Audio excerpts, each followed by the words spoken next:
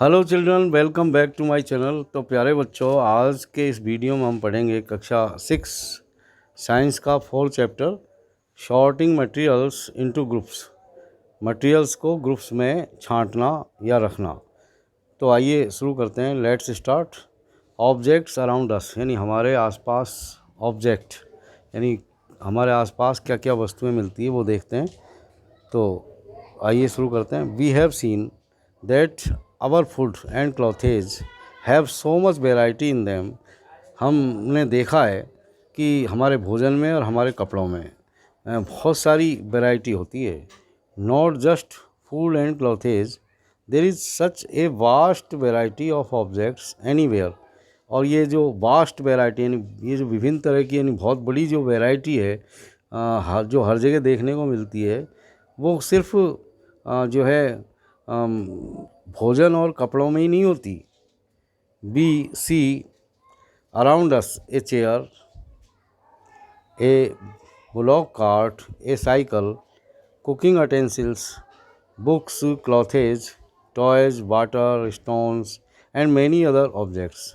यानी जब भी हम हमारे चारों तरफ देखते हैं तो हमको बहुत सारी वस्तुएं दिखाई देती है, जैसे कि एक चेयर है, एक ब्लॉक कार्ट यानी बैलगाड़ी है, एक साइकिल है, कुकिंग अटेंसिल्स है यानी भोजन पकाने के जो है बर्तन हैं, और बुक्स हैं, क्लॉथेज हैं, टॉयज़ हैं, वाटर है, स्टोन्स यानी पत्थर है, और मैनी अदर ऑब्जेक्ट, और इसी तरह की बहुत सारी वस्तुएं।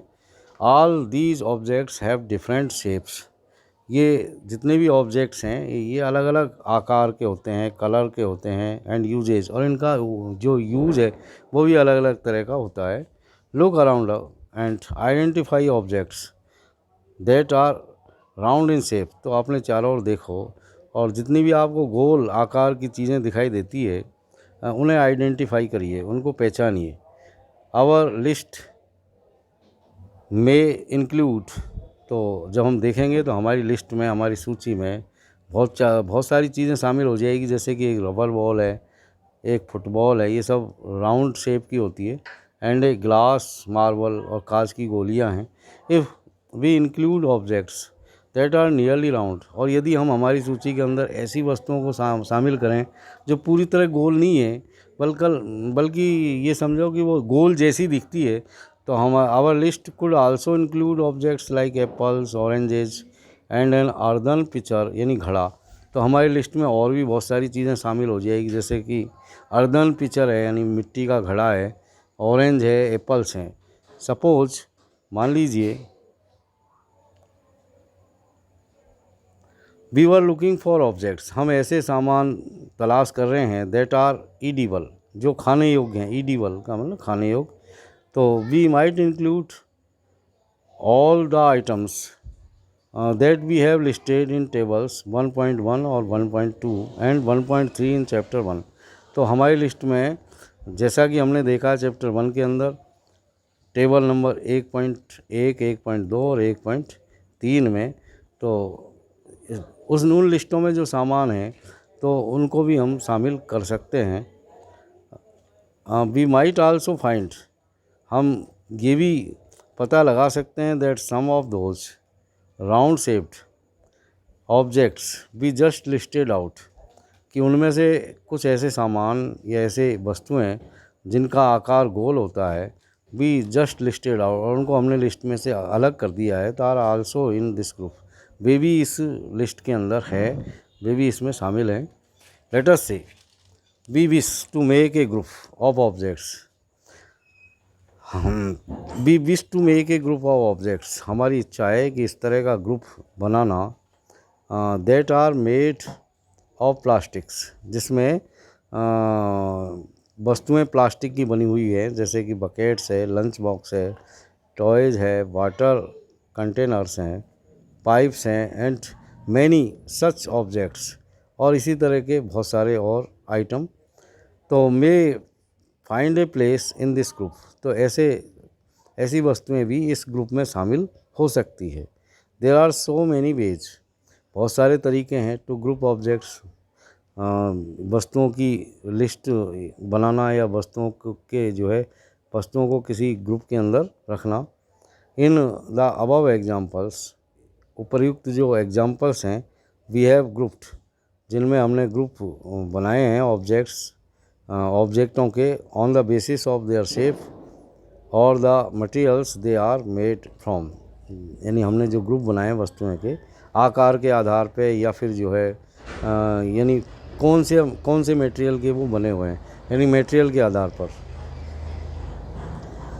All objects around us are made of one or more materials, हमारे आसपास जितनी भी वस्तुएं दिखाई देती है वो या तो एक मटेरियल की बनी होती है या फिर ज़्यादा मटेरियल की बनी हुई होती है। These materials may be glass, metal, plastics, would, cotton, paper, mud और सॉइल। ये मटेरियल विभिन्न तरह के हो सकते हैं, जैसे कांच है, मेटल यानी धातुएं हैं, प्लास्टिक्स हैं, वुड है लकड़ी है, कॉटन है, या पेपर है, या मड है, या सॉइल है। Can you think of more examples of materials, क्या आप सोच सकते हैं और कुछ एग्जाम्पल्स मटेरियल्स के? तो यहाँ पर हम देखते हैं activity number 1, let us collect as many objects as possible. तो जितने संभव हो उतने अधिक हम ऑब्जेक्ट जो है कलेक्ट करते हैं फ्रॉम अराउंड अस, हमारे आसपास से। Each of us could get some everyday objects, हम में से प्रत्येक एवरीडे ऑब्जेक्ट्स प्राप्त कर सकता है या शामिल कर सकता है, रोज़मर्रा के सामान प्राप्त कर सकता है फ्रॉम होम एंड, घर में से। And we could also collect some objects from the classroom, इसमें से हम जो है, इसके अलावा हम जो है क्लासरूम में जो ऑब्जेक्ट हैं, जो भी वस्तुएं हैं, वो भी हम कलेक्ट कर सकते हैं। और फ्रॉम आउटसाइड द स्कूल, या स्कूल के बाहर से भी हम कुछ ऑब्जेक्ट, कुछ वस्तुएं शामिल इकट्ठी कर सकते हैं। What will we have in our collection, हमारे कलेक्शन के अंदर अब क्या चीज़ें, यानी कौन कौन से ऑब्जेक्ट शामिल होंगे। तो देखिए कौन कौन से ऑब्जेक्ट हम शामिल करते हैं। जैसे चौक है, पेंसिल है, नोटबुक है, रबर है, डस्टर है, एक हैमर यानी हथौड़ा है, नेल का मतलब होता है कीले हैं, सोप साबुन है, स्पॉक ऑफ ए व्हील यानी पहिए के स्पॉक्स हैं या फिर बैट है, मैच बॉक्स है, सॉल्ट है, पोटैटो है। तो ये बहुत सारे ऑब्जेक्ट हम जो है इकट्ठे कर सकते हैं क्लास, यानी स्कूल के अंदर, स्कूल से बाहर, या फिर घर में से। We can also list objects, हम ऐसे सामानों की भी सूची बना सकते हैं that we can think of, जिसके बारे में हम सोचते हैं बट लेकिन can not bring to the classroom, जिनको हम क्लासरूम में नहीं ला सकते। फॉर एग्जाम्पल के लिए, यानी उदाहरण के लिए, जैसे कि वॉल है, कोई दीवार है, ट्रीज है, पेड़ हैं, डोर्स यानी दरवाजे, ट्रैक्टर या road. Separate all objects from this collection, इस कलेक्शन से सभी ऑब्जेक्टों को अलग अलग करिए, सेपरेट करिए। That are made from paper or wood, जो यानी कुछ सामान जो पेपर से बने हुए हैं उनको अलग से इकट्ठे कर लीजिए, अलग से उनको एनलिस्टेड कर लीजिए। और कुछ ऐसे ऑब्जेक्ट जो वुड के यानी लकड़ी के बने हुए हैं उनको आप थोड़ा सा अलग कर लीजिए। दिस वे, इस तरीके से वी हैव डिवाइडेड, हम डिवाइड कर सकते हैं ऑल ऑब्जेक्ट्स, इन वस्तुओं को इनटू 2 ग्रुप्स, 2 ग्रुपों में, यानी कागज़ से बनी हुई वस्तुएं और लकड़ी से बनी हुई वस्तुएं। One group has the objects that are made from paper, एक ग्रुप में तो ऐसी वस्तुएं शामिल हो जाएगी जो कागज़ की बनी हुई है या लकड़ी की बनी हुई है। While the other group has the objects that are not made of these objects, और एक ग्रुप में वो वस्तुएं शामिल हो जाएगी जो न तो कागज़ की बनी हुई है न लकड़ी की बनी हुई है।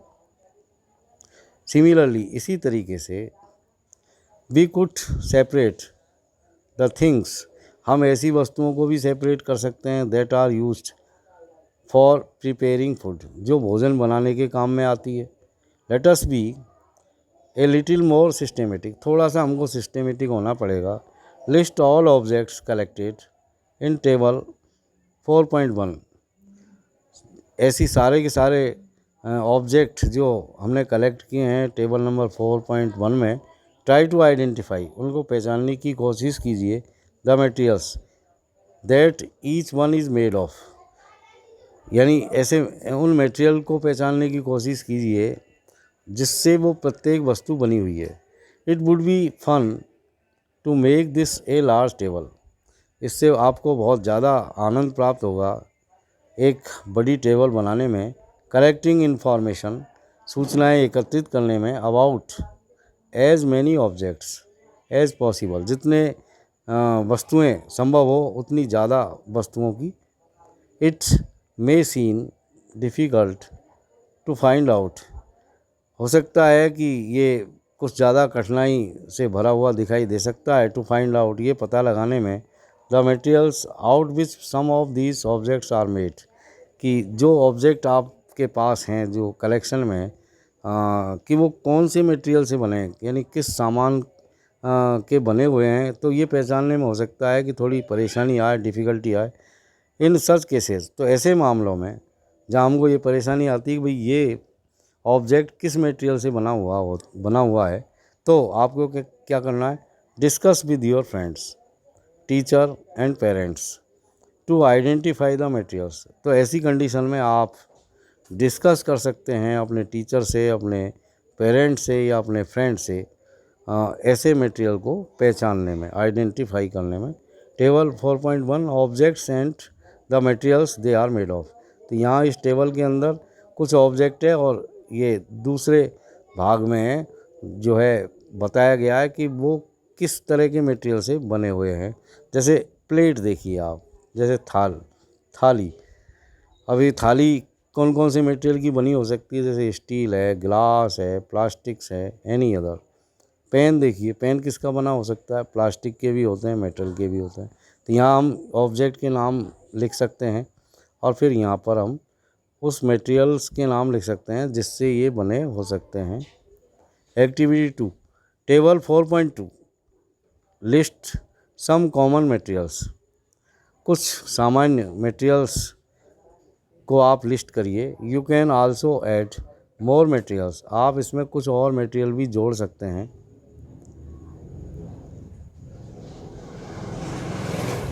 इन कॉलम वन के अंदर, that are known to you, जिनको आप जानते हैं। नाउ ट्राई एंड थिंक, अब आप कोशिश करिए और सोचिए। ऑफ एवरीडे ऑब्जेक्ट्स, रोज़मर्रा की वस्तुओं के बारे में, यू नो, जिनको आप जानते हैं। That are made mainly of these materials, जो मुख्य रूप से इन मटेरियल से बनी हुई होती है। And list them in column 2, और उनको आपको कॉलम 2 में लिस्ट करना है। Table 4.2 different types of objects, अलग अलग तरह के ऑब्जेक्ट, दैट आर मेड, जो बने हुए होते हैं, फ्रॉम द सेम मटेरियल, एक ही प्रकार के मटेरियल से। तो यहाँ पर देखिए कुछ मटेरियल के नाम है और उन मटेरियल से कौन कौन से सामान जो है बनते हैं वो यहाँ पर लिखा हुआ है। जैसे वुड, अब वुड से कौन कौन से सामान यहाँ पर बन रहे हैं, जैसे चेयर है, टेबल है, प्लो है मतलब हल है, ब्लॉक कार्ट बैलगाड़ी है, एंड इट्स व्हील्स, और उसके पहिए हैं। पेपर से बनने वाले सामान देखिए जिनको हम जानते हैं, जैसे बुक्स है, नोटबुक्स है, न्यूज़पेपर है, टॉयज़ है और कैलेंडर्स है। लेदर, जैसे लेदर से आप कौन कौन से सामान बने हुए होते हैं वो आप यहाँ पर लिख सकते हैं, जैसे शूज़ है, जैसे बैग्स हैं। और प्लास्टिक के तो बहुत सारे आइटम होते हैं, वो आप यहाँ पर लिख सकते हैं। कॉटन से क्या क्या सामान बने हुए होते हैं, जैसे क्लॉथेज है, तो ये हम यहाँ पर लिखेंगे।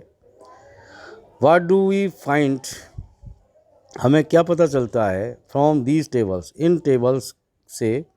फर्स्ट, पहली चीज़, वी ग्रुप्ड ऑब्जेक्ट्स, हम ग्रुप करते हैं ऑब्जेक्ट्स को इन मैनी डिफरेंट वेज, कई तरीके से। वी देन फाउंड, तब हमको पता चलता है दैट, कि ऑब्जेक्ट्स अराउंड अस, यानी हमारे आसपास जितनी वस्तुएं हैं, are made of different materials, वो अलग अलग तरह के मटेरियल से बनी हुई होती है। At times an object is made of a single material, कभी कभी ऐसा भी होता है कि कोई सामान एक ही तरह के मटेरियल का बना हुआ होता है। An object could also be made of many materials, और कोई सामान ऐसा भी हो सकता है जो बहुत सारे मटेरियल से मिल कर के बना होता है। एंड देन अगेन, और इसके बाद में एक बात और कि one material could be used, एक मटेरियल का यूज़ किया जा सकता है for making many different object, अलग अलग तरह के सामान बनाने में। What decide which material should be used, ये क्या चीज़ है ऐसी जो इस बात को डिसाइड करती है, निश्चित करती है कि which material should be used, कौन सा मटेरियल यूज़ किया जाना चाहिए for making any given object, किसी भी तरह के दिए हुए ऑब्जेक्ट को बनाने के लिए। इट सीम्स, ऐसा दिखाई देता है कि that we need to know more about different materials, कि हमें जानने की ज़रूरत है और ज़्यादा अलग अलग मटेरियल के बारे में। प्रॉपर्टीज़ ऑफ मटेरियल, अब यहाँ पर हम देखेंगे मटेरियल के गुण, प्रॉपर्टी।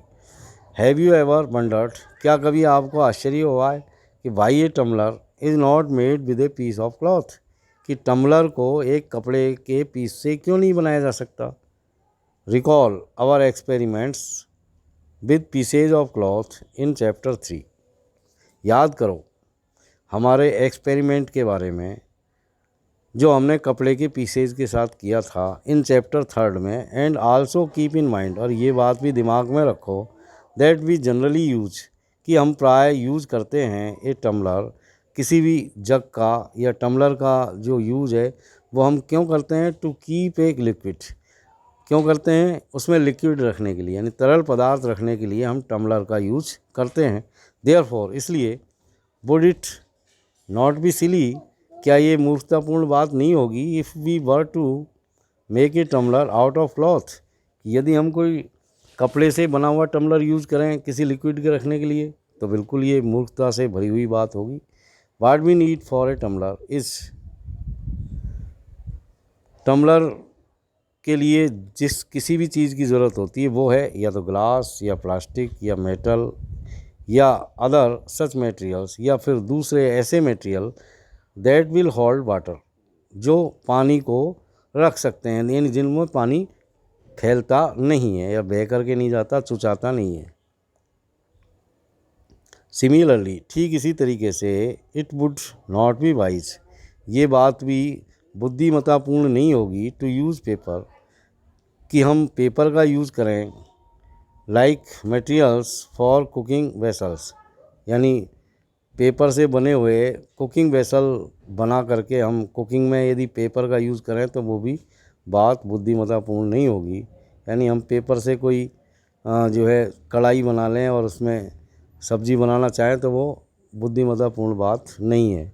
बी सी देन, तब हम ये देखते हैं that we choose a material, कि हम किसी मटेरियल को चूज़ करते हैं या उसका चुनाव करते हैं, टू मेक एन ऑब्जेक्ट, किसी भी वस्तु को बनाने के लिए, डिपेंडिंग ऑन इट्स प्रॉपर्टीज़, उसके गुणों के आधार पर, एंड द पर्पज़, और उसके उद्देश्य के आधार पर, फॉर विच, जिसके लिए the object is to be used, जिसके लिए ऑब्जेक्ट का यूज़ किया जाता है।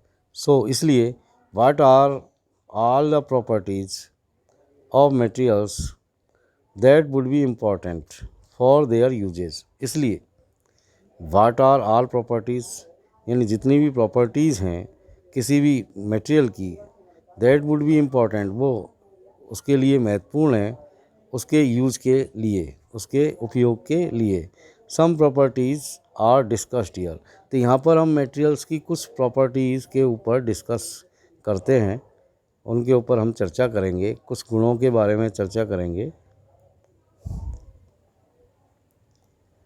तो सबसे पहली प्रॉपर्टी है अपीयरेंस, अपीयरेंस यानी दिखावट, यानी वस्तुएं कैसी दिखाई देती है, अपीयर के आधार पर। Materials usually look different from each other, क्योंकि जो मटेरियल होते हैं वो दिखने में एक दूसरे से भिन्न दिखाई देते हैं। Would looks very different from iron, जैसे वुड है यानी लकड़ी है, वो आयरन से बिल्कुल डिफरेंट दिखाई देती है। Iron appears different from copper और एल्यूमिनियम, इसी तरह आयरन जो है कॉपर से और एल्यूमिनियम से बिल्कुल डिफरेंट दिखाई देता है। एट द सेम टाइम, ठीक इसी तरह, there may be some similarities, बहुत सारी सिमिलरिटीज भी हो सकती है, बहुत सारी समानताएं भी हो सकती है between iron, copper and aluminium, यानी इन तीनों ही धातुओं में, that are not there in wood, जो कि लकड़ी में नहीं हो सकती। एक्टिविटी 3 देखिए, collect small pieces of different materials, छोटे छोटे पीस कलेक्ट करिए अलग अलग मटेरियल्स के। जैसे देखिए आप paper, cardboard, wood, copper wire, aluminium sheet, chalk, तो ये अलग डिफरेंट जो मटेरियल है इनके छोटे छोटे से टुकड़े आप कलेक्ट करिए। Do any of these appear shiny, क्या इनमें से कोई चीज़ जो है आपको या कोई मटेरियल आपको चमकदार दिखाई देता है? Separate the shiny materials into groups, अब आपको इनमें से चमकने वाले यानी जो शाइन करते हैं ऐसे मटेरियल को एक अलग ग्रुप में रखना है। नाउ ऑब्जर्व, और अब आपको निरीक्षण करना है। As the teacher cuts each material into 2 pieces, जब टीचर किसी प्रत्येक मटेरियल के टुकड़े को 2 भागों में, 2 टुकड़ों में काट दे। And look at the freshly cut surface, और बिल्कुल कटी हुई सरफेस, जो फ्रेश कटिंग हुई है वहाँ पर जो सरफेस है, जो सतह है, उसको आप ऑब्जर्व करिए, देखिए उसको ध्यान से। व्हाट डू यू नोटिस, क्या दिखाई देता है? Does the freshly cut surface, क्या ताज़ा जो सतह है, जो कटी हुई जो सतह है, of some of these materials, इनमें से किसी भी कुछ मटेरियल्स की अपीयर शाइनी, क्या वो चमकदार दिखाई देती है? Include these objects also in the group of shiny materials, अब इनको भी आप शाइनी मटेरियल नाम का एक ग्रुप और बना लें, चमकदार मटेरियल का एक ग्रुप, और उसमें उनको आप रख दीजिए। Do you notice such a shine or lustre in the other materials, क्या आपने नोटिस किया है इस तरह की साइन और लस्टर को दूसरे मटेरियल के अंदर भी? Cut them any way as you can, उनको भी आप काट के देख लीजिए। Repeat this in the class with as many materials, इसी बात को दोहराइए आप कक्षा में बहुत सारे सामानों के साथ, बहुत सारे मटेरियल के साथ, एज पॉसिबल, जितना संभव हो। एंड मेक ए लिस्ट, और एक लिस्ट बनाइए of these with and without lustre, यानी ऐसे मटेरियल की जो चमकदार है और जो चमकदार नहीं है। यू कैन रब द सरफेस ऑफ मटेरियल, आप किसी भी मटेरियल की सतह को रगड़ सकते हैं विद सैंड पेपर से, टू सी, ये देखने के लिए कि इफ़ इट हैज़ लस्टर, कि क्या उसमें चमक है। Materials that have such lustre, तो ऐसे मटेरियल जिनके अंदर इस तरह का लस्टर होता है, इस तरह की चमक होती है, आर यूजुअली मेटल्स, ये प्राय सामान्य रूप से मेटल होते हैं, जैसे कि iron, copper, aluminium and gold are examples of metals, यानी लोहा, तांबा, एल्यूमिनियम और सोना, ये मेटल्स के कुछ एग्जाम्पल्स हैं। Some metals often lose their shine, कुछ मेटल अपनी चमक खो देते हैं। एंड एपियर डल, और डल दिखाई देते हैं, because of the action of air and moisture on them, हवा और नमी के कारण। वी देयरफॉर नोटिस, इसलिए हम ये नोटिस करते हैं, द लस्टर, इस लस्टर को, only on their freshly cut surface, सिर्फ ताज़ा कटी हुई सरफेस पर। When you visit an iron Smith और ए वर्कशॉप, जब कभी आप जाते हैं किसी आयरन स्मिथ के पास या किसी वर्कशॉप में, तो look out for freshly cut surfaces, वहाँ पर आप ताज़ा कटी हुई सरफेस जो हैं मेटल्स की, ऑफ मेटल रॉड्स, मेटल की रॉड की, to see if they have lustre, तो आप वहाँ पर देखेंगे, और आप देखिए ध्यान से कि क्या उन की सतह जो ताज़ा कटी है, क्या उनमें चमक है। हार्डनेस, अब ये एक और प्रॉपर्टी के आधार पर भी हम मटेरियल्स के बारे में देखते हैं। हार्डनेस यानी कठोरता।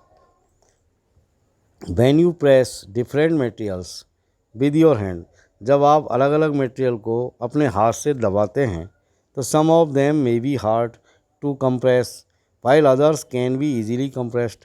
तो जब हम अलग अलग तरह के सामानों को अपने हाथ से दबा के देखते हैं तो हम ये पाते हैं कि कुछ सामान तो यानी कुछ मटेरियल तो आसानी से दब जाते हैं और कुछ दबाने में बहुत कठोर होते हैं।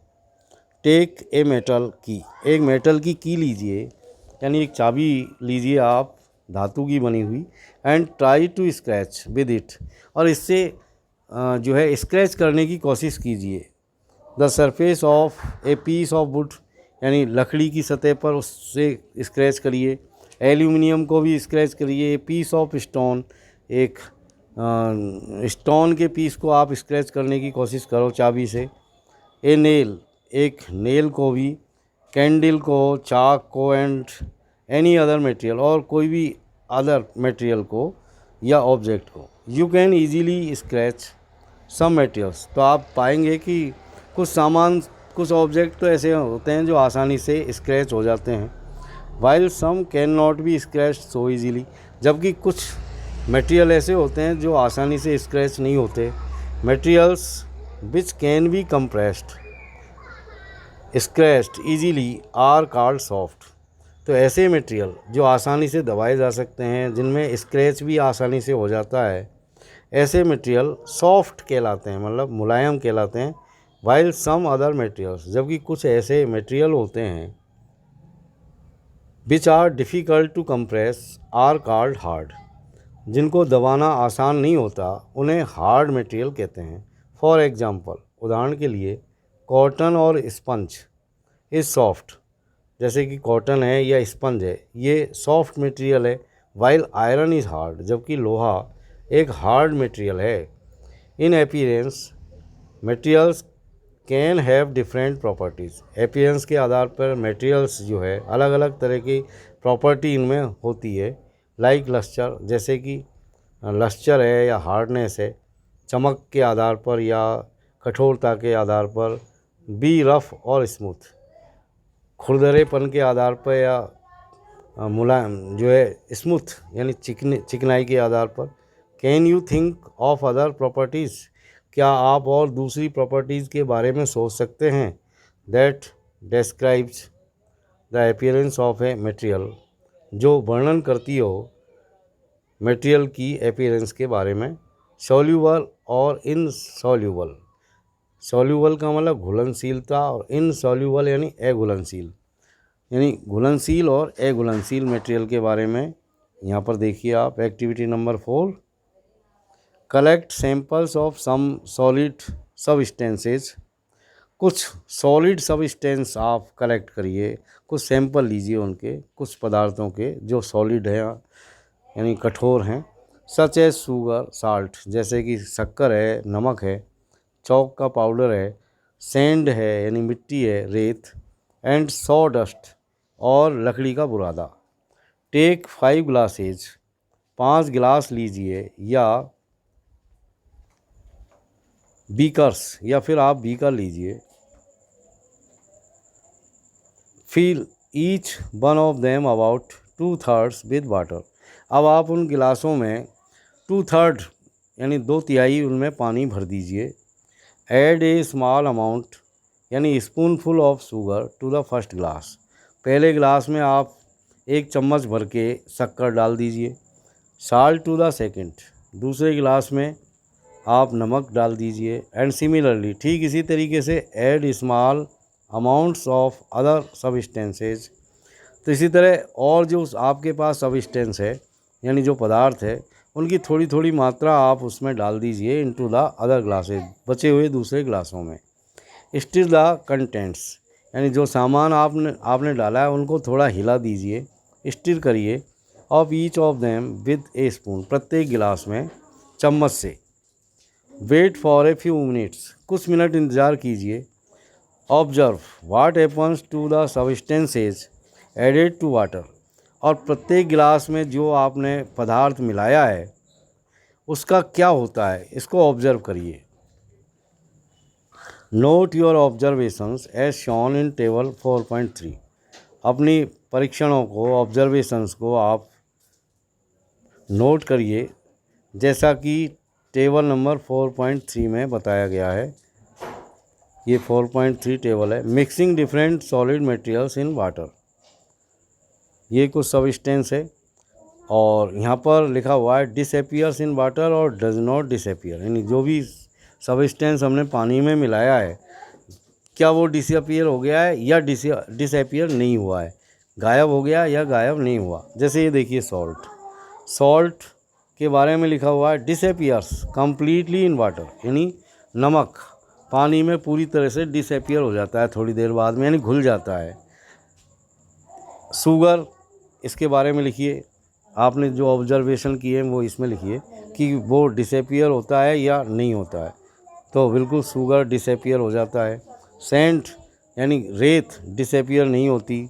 चॉक पाउडर डिसअपियर नहीं होता। सॉडस्ट डिसअपियर नहीं होता। यू विल नोटिस, आप पाएंगे दैट सम सब्सटेंसेज कि कुछ पदार्थ हैव कम्प्लीटली डिसअपियर्ड, पूरी तरह से डिसअपियर हो जाते हैं, और डिजॉल्व्ड इन वाटर, या फिर हम इस तरह कह सकते हैं कि वो पानी में घुल जाते हैं, डिजॉल्व हो जाते हैं। बी से हम कहते हैं that these substances are soluble in water, तो ऐसे पदार्थ जो पानी में घुल जाते हैं उनको हम सॉल्यूबल कहते हैं, यानी घुलनशील कहते हैं।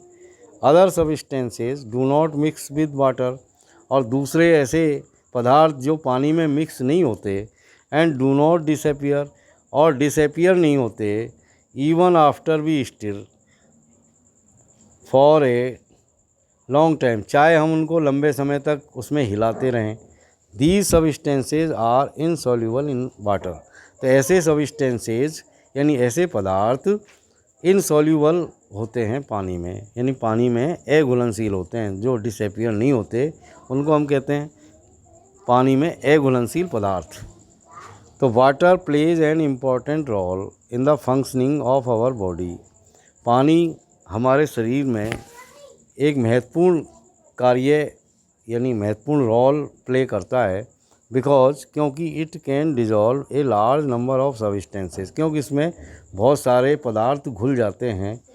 Do liquids also dissolve in water, क्या लिक्विड भी पानी में घुल सकते हैं? तो ये भी हम देखेंगे एक्टिविटी नंबर 5 में।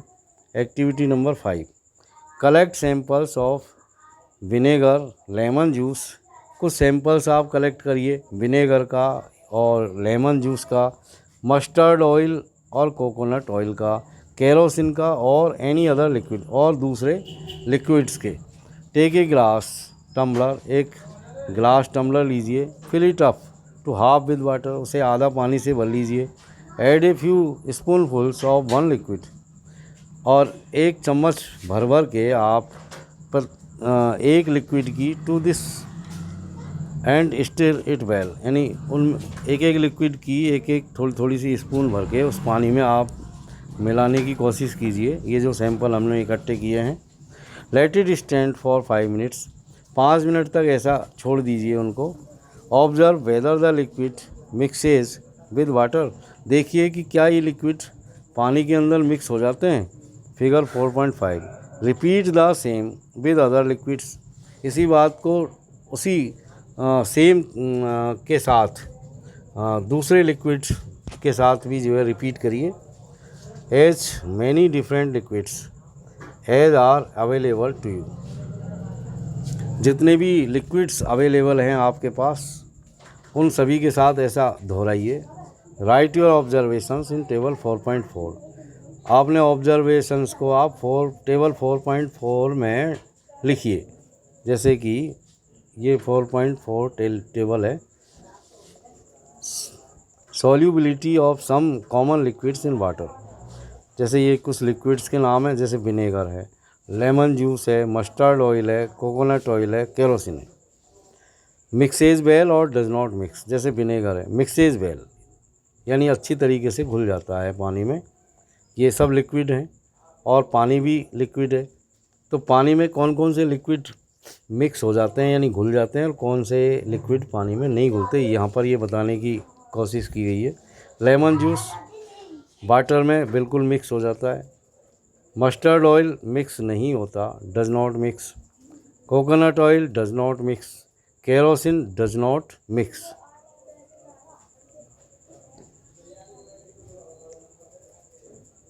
We notice, हम पाते हैं that some liquids get completely mixed, कि कुछ लिक्विड ऐसे होते हैं जो पूरी तरीके से पानी में घुल जाते हैं with water. Some others do not mix with water, और कुछ ऐसे लिक्विड होते हैं जो पानी में नहीं घुलते.